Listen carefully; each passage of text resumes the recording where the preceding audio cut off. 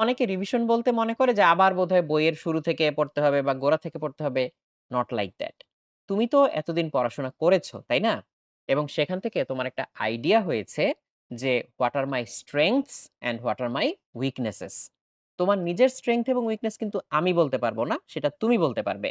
So সেই জায়গাগুলো ধরে স্ট্র্যাটেজিক্যালি তোমাকে হচ্ছে আগাতে হবে।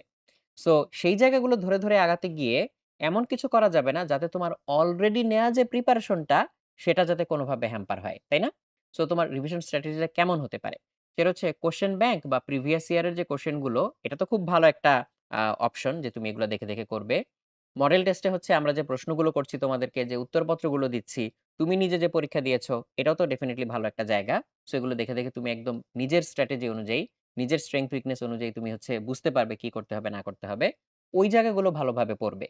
যেই জায়গাগুলো তোমার এখনো স্ট্রাগল করতে হয়, মনে থাকে না বা হচ্ছে মেমোরি নিয়ে প্রবলেম হয়, সেগুলো তুমি আবার একবার একটু লিখে দেখো। লিখে যেমন অনেকের হচ্ছে ফর্মুলা মনে থাকে না। ফর্মুলা নিয়ে কনফিউশন তৈরি হয়, ভুলে যায়। বা হচ্ছে যেই ফর্মুলাটা লাগবে ওই জায়গায় হয়তো ভুলে অন্য ফর্মুলা লিখে ফেলে। এরকম অনেক সমস্যা থাকতে পারে। বিশেষ করে হচ্ছে ফিজিক্সে এরকম হতে পারে, ম্যাথে এরকম হতে পারে। কেমিস্ট্রিতে অনেক রকমের হচ্ছে আমাদের সংকেত লিখতে হয়, প্রতীক লিখতে হয় বা কেমিক্যাল রিঅ্যাকশন লিখতে হয়। এগুলোতে অনেকের অনেক সমস্যা হয়। সো তুমি তো জানো তোমার সমস্যাটা কোথায়। তোমার কি হচ্ছে সংজ্ঞা মনে রাখতে সমস্যা হয়? নাকি সূত্র মনে রাখতে সমস্যা হয়? নাকি কেমিক্যাল রিঅ্যাকশন ব্যালেন্স করতে সমস্যা হয়? এটা তুমি জানো। সো তুমি সেগুলো হচ্ছে একটু লিখে সুন্দর করে প্র্যাকটিস করবে তোমার উইকনেস এর জায়গাগুলোতে। সো একদম গদবাঁধা পুরা বইয়ের শুরু থেকে শেষ পর্যন্ত পড়ার সময়ও নেই এবং সেটা কিন্তু উচিতও না।